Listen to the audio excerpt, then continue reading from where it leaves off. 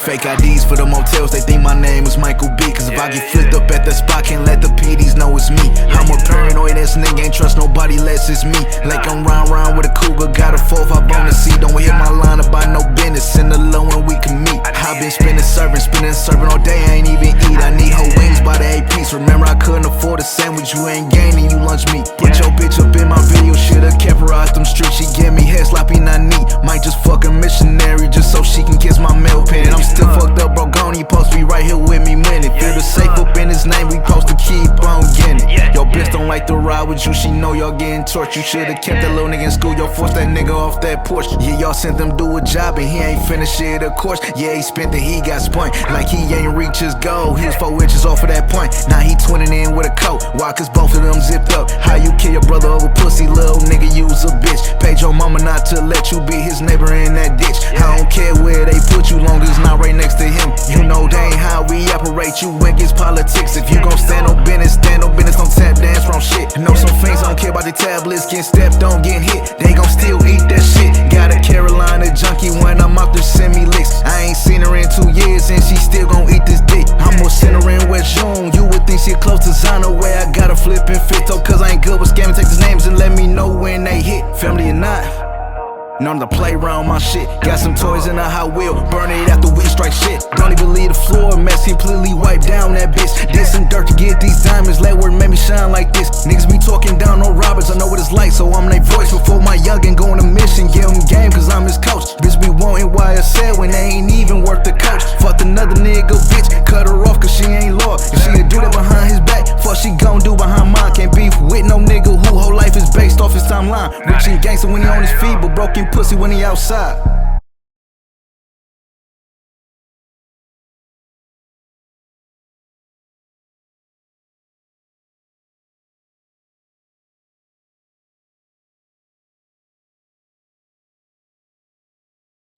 Oh, you know what? Welcome back to another episode of What They Won't Say with your boy Dre and NoFace.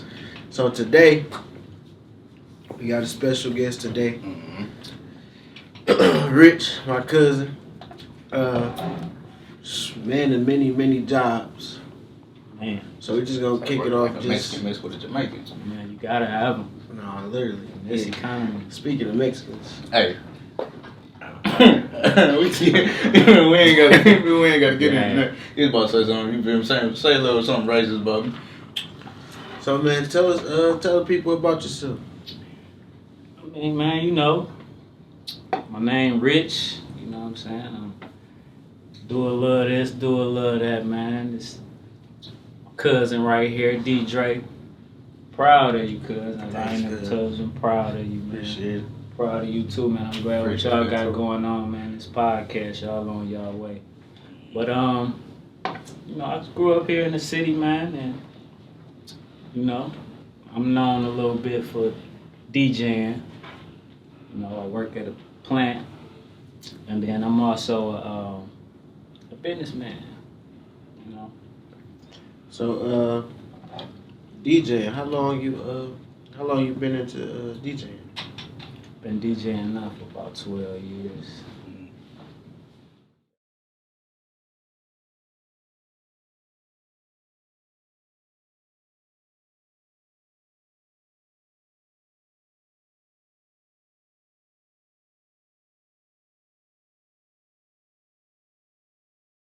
So your passion for DJing, is it like where do it come from? Like is it like the love of the music, or is it like the party scene? Like let's dive into that a little bit. Talk more about. Well, of course, you know, I got a music background. You know what I'm saying? My pops, he always, you know what I'm saying, had a love for singing. And then, you know, I just grew up in an era where that's what we did. You know what I'm saying? We grew up singing before we was rapping. You feel me? You know what I'm saying? We got into that a little bit later. But at the end of the day, man, actual DJing, I just seen the lane, man. I mean, at the end of the day, I'm a hustler. Right. You know what I'm saying? And at the time, I seen the lane. And I'm like, my man's, shout out to DJ Z. He had some equipment in his basement, man. He wasn't doing nothing with it. Came through there one day. I was about to I'm ask like, you- bro, you got some I was about to equipment? ask you about the equipment, bro. I'm like, what made you want to go get your first piece of Man, equipment? he had it over there, dusty and everything. Dusted it off, fired it up, got to playing with it. Next thing you know, I'm like, what you doing tomorrow? Right. He like chilling. I'm like, can I come through? Started coming over there, playing on the DJ equipment. Then got good. So then it was. So you jumped into it like you was like I had to fiddle with it in order to get better, or like you kind of already had like a little feel, like you already kind of knew what you was doing a little bit. I didn't really. I just knew how to mix music a little bit because I used to play with it with the tape decks back in the day. We had the tape decks when you had both sides. You know what I'm saying? I used to try to mix the music like that, but I had a little ear for that. But far as working the equipment, nah. And then it was with the computers. By the time I jumped in it, so you know what I'm saying, it was the way you had to learn to change stuff. Yeah. Now you had to adapt to a whole new way. Exactly. I want to say, and after that, I want to say, so you said it was 12 years. So after you adapted over to that, let's put it like this. Once the adaptation came, what made you want to keep going? Since you feel me, now you had to do learning curve in order to try to get out what you want to do. So once I got my first party, man, it was like off from there. And then I knew some people that was just opening up bars and clubs. You know what I'm saying? And I'm like, yeah, I DJ. So my man, he gave me a shot. My first shot, bombed on it. Because I playing Luther Vandross at the hip hop party. what it is in the party, man. It's like you gotta know your crowd. See, when I first started DJing, I'm playing all the music I like. You know what I'm saying? I'm mixing everything. I like. Oh, Who the this fuck sound got good. the ox? Yeah, so they looking at me like, bro, what is you doing? I'm like, yo, like this. So promoter, he like, man, you killed my party, bro. You killed my party. But he like, you know what? He was like, you told me you was just starting. I just, you know what I'm saying? I went on and fucked with you. He like, I'm gonna fuck with you again, bro, but you gotta tighten your shit up. You know what I'm saying? So he seen something then you knew that you feel me? Like you had the potential. You just you just fucked up a little bit, but you had the potential. Yeah. So this really I don't think I don't think I ever even asked you this. So having a conversation with you, like what's your way of like how did you sense to how to vibe or how to catch a vibe in the crowd and shit like that? Man, just being in there, man. Like ain't no better teacher than experience. You know what I'm saying? Just being and bombing, you know what I'm saying? And failing, fucking up. It ain't no better teacher than that. You know what I'm saying? So just being in the bars, then once I learned like how to read a crowd and then how to play at different bars, cause some bars they don't want you to turn up like all night. It's like a little method. They like, all right, you gotta turn down, let them come to the bar. Like, you know what I'm saying? It's like bring them up and then slow them out a little bit. Yeah, it's like a whole formula depending on the atmosphere and the club or bar you playing at. Damn, I ain't never even thought of it like that. Yeah. You gotta control the crowd because if they bar ain't making no money, you know what I'm saying? It really don't matter how hype the club is. You know what I'm saying? You gotta pack them in though. You feel me? Especially off the music. I'm like, there's a lot of people that be like, man, I want to go to this club because I heard the music good. You feel me? So the DJ really is important for the whole party. Yeah, that's definitely true. Because imagine you like shit, nigga. I'm about to go to R&B Thursdays or whatever the fuck, and then that bitch playing Kurt Franklin, nothing but Kurt Franklin. Yeah. You about to be in that bitch stubbing, right? You feel me? You don't want to listen to that. You gotta go look at the flyer again. I could have sworn these motherfuckers about to be playing some Usher, some Keisha Cole or something. These niggas ain't here got motherfucking Tamla Man take me to the king. You feel me? You don't want to hear that. Right, they done tricked. The truth hurts and my heart cold. The truth hurts and my heart cold. The truth hurts and my heart cold. The truth hurts. I told you that I love you, but you ain't feel the same way. But yeah, music is it's definitely a form of crowd control. Okay, so let's pivot. So businessman, let's start with where did you get started in that lane with business? Like you do multiple things, but outside of DJing, what was the next thing that you jumped into? Well, it was real estate. I actually dipped in real estate before DJing. You know, I was real young. And, you know, I just had a passion for that. Yeah. Like, you know what I'm saying? I seen at a real young age, man, like where that could take you. So, you So know. was it like the money or the actual, like the curiosity or love of it that drew you to that? I mean, it was the money, I mean, obviously, man. you ain't anybody gonna be mad at no money, but you know. I mean, yeah, it was the money, cause back then you looking at like, what can I do? Like, what's my lane? Yeah. Like, what can I do to get rich? You know what I'm saying? So I always came back to that, like, you know what I'm saying? Always came back to the real estate. So, and then after that, what was the next venture? I mean, you feel me, obviously the DJing, but what was the next like major business thing that you was like, man, this is how I can keep going? Or a business idea that you had that you was like, I can do this in order I can put more money into the real estate idea that you already had. So what happened with the real estate? Like I said, I was young. You know what I'm saying? And you know, I messed up. You know what I'm saying? I messed up in the real estate game. Lost my properties. You know what I'm saying? So I kind of got discouraged with it. Started looking at other stuff. So I got into trading, man. I got into not necessarily stocks, but I got into like forex. Forex. Yeah, I met this cat, man. He was different.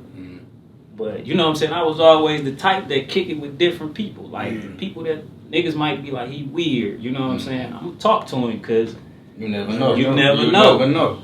So he introduced me to the forex. So I got into that, and you know, I fucked my money up. I ain't gonna lie.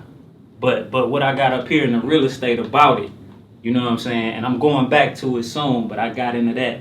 So that idea, when I got into that, and I started looking at YouTube, I started seeing all these people teaching it. You know what I'm saying? So I would go follow some people, you know, see what they really knew. Yeah. And they was fucking people with comps up, boy. Like, you know what I'm saying? Like they strategies, like the whole thing. It's like, okay, they getting your money trading with it. You know what I'm saying? It ain't like they getting money from trading. You know what I'm saying? So I'm like, okay. Cause I was like, that was I remember that all the time when it was like, shit, man, sign on me for the forest, sign on me for the forest. And I was like, bro, y'all niggas is worse than the motherfuckers that was serving the Herbalife teas and shit. Yeah. You feel me? The fucking, the flat tummy joints, you feel me? Cause it's like, shit, no, this shit don't work. You trying to put me on, make me sell the shit too. You feel me? Knowing that shit ain't gonna go nowhere, but I'm like, So but you know, everybody learn how, you feel me? Everybody got to bump their head every now and then. You feel me? Learn out what's for them, what's not for them, and shit like that. Yeah. So what I said, you know what? I'm gonna go back.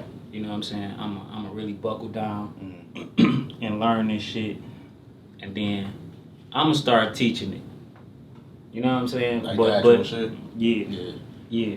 And I'm gonna start teaching it. But the YouTube lane, that really, you know, podcast YouTube, the lane y'all boys going is really the new wave.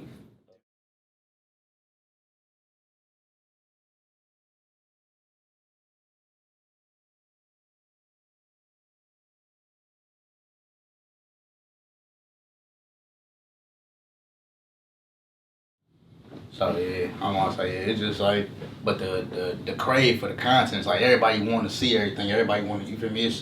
It's kind of like what Twitter did when social media came out. Like, you feel me? Like, you had your Facebook and everything was like, you got connected to everybody. But when Twitter came out, it's like you had more access to pretty much everybody, like especially like celebrities, because you can literally just, you don't even gotta follow them. You could just immediately send them a message or anything like that. That was like the crave. So it was like the crave to be connected, to be involved in somebody's life.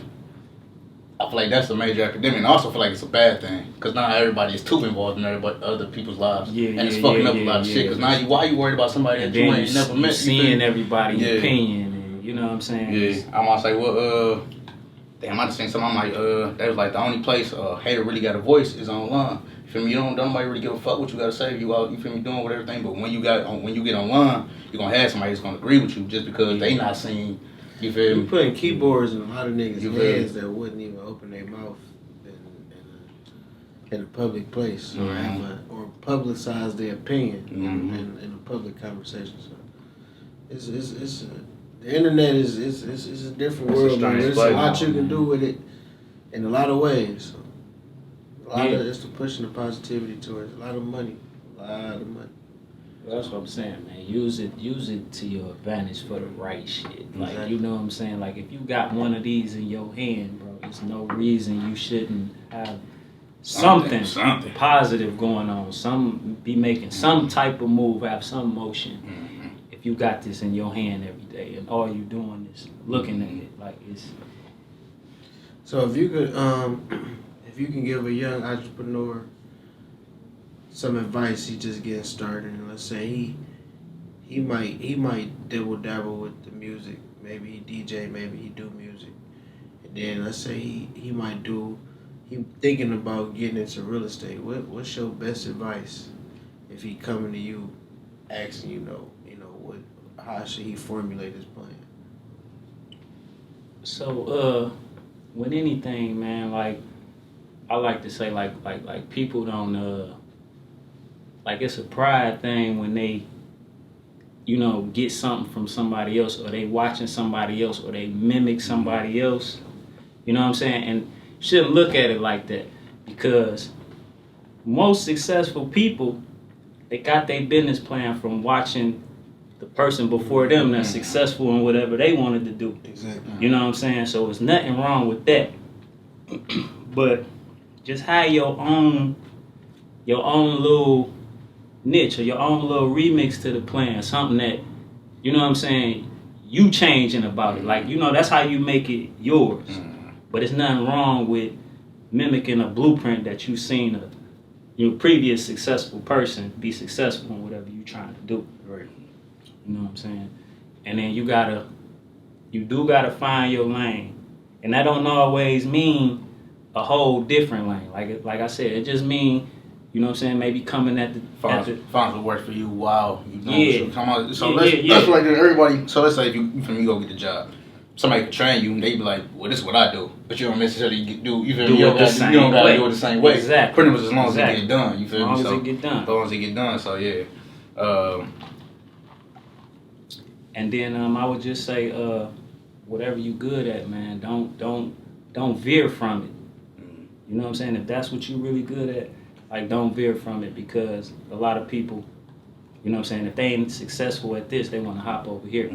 You know what I'm saying? And when that ain't working, they want to hop over here. You know what I'm saying? Sometimes you got to have patience to master something, because if you know how to do a lot of stuff, you might be a jack of all trades, but what they say, a master of none. Right. So they don't respect that. You know what I'm saying? So But damn, what's the whole?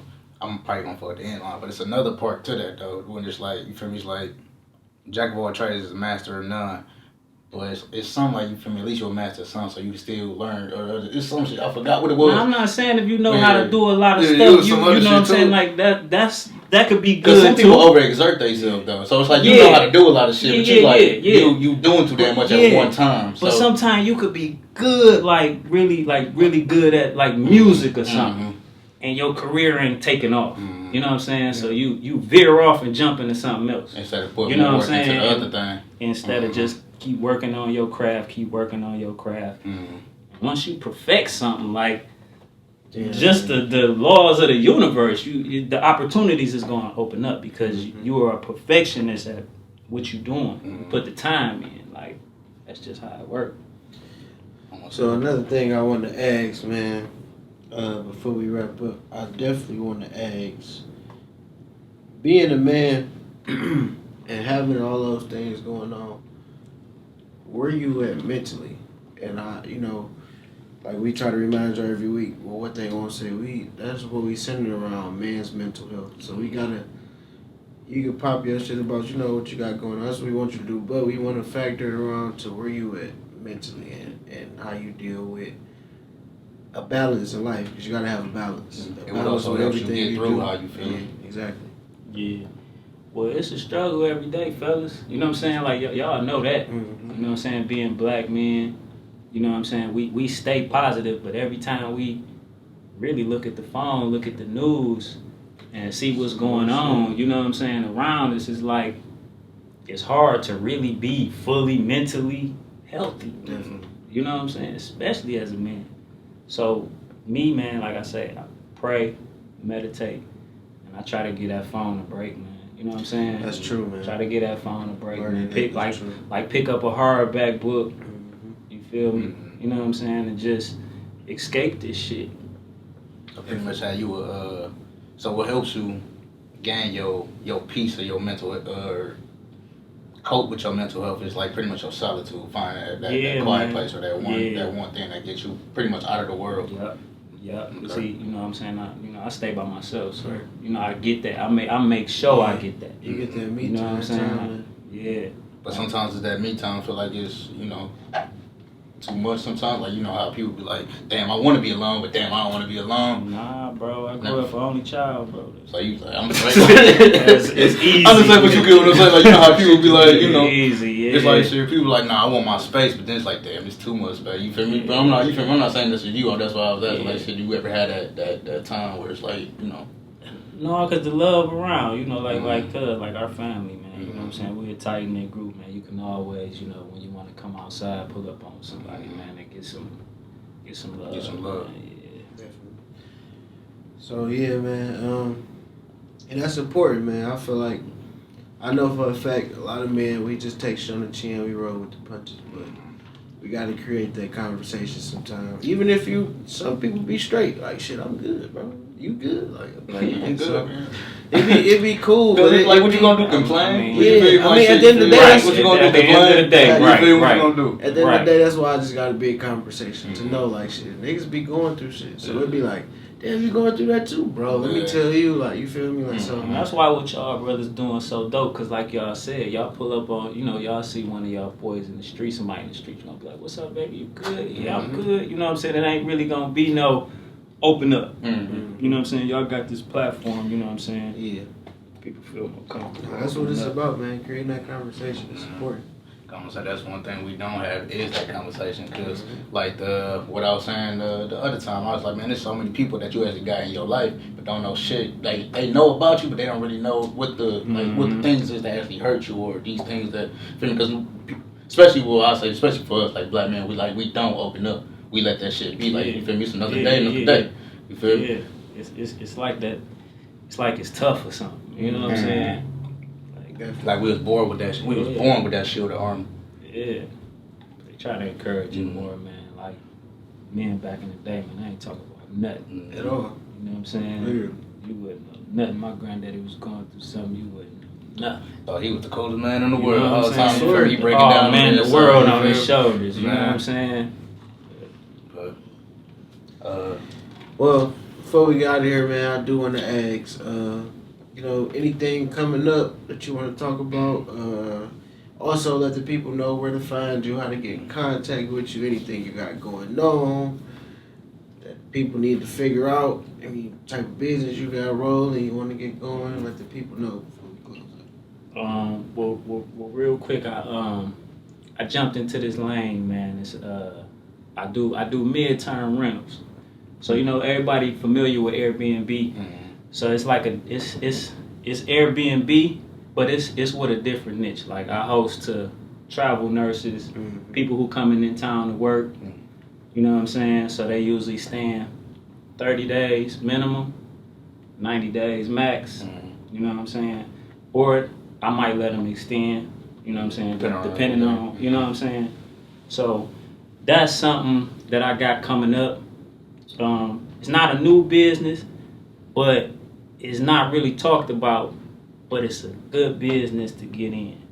You know what I'm saying? If you somebody that wanna own rental property, get a rental property, and you thinking about renting it out or you thinking about putting it on Airbnb, like this right here, I feel like is a great option.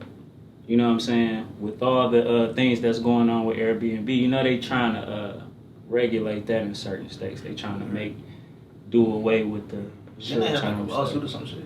B&B. And they done had a few of them. Sure. They done had a few of them. And then, the regular, renting it out, how people be going through, people not paying. Then you can't get people out your crib. You know what I'm saying? So this is kind of a more safer way. A more safer lane. You know what I'm saying? And then it is lucrative. And far as your turnaround and like that, it's not every weekend. It's not, so you're not checking people out every weekend, every week. Then gotta get it clean every week. You know what I'm saying? It's kind of like once you get somebody in there, you know they in there 30 days, and you know what I'm saying. You good. You ain't gotta worry about it. But I do want to do a little course. I'm gonna put a course together on that, man. Showing people how to put that together. Okay. So That's what's up, though. That'd be, you feel me? That's sweet too. You feel me? That you want to teach other people to do that too. That, you feel me? Yeah, a lot of yeah. people don't, you feel me, that gatekeep type shit. So no, that's real. nah, man, we ain't gatekeeping. Oh, yeah, Here, that's man. It's sweet. too much. You know that it ain't gonna stop me. You know what I'm saying?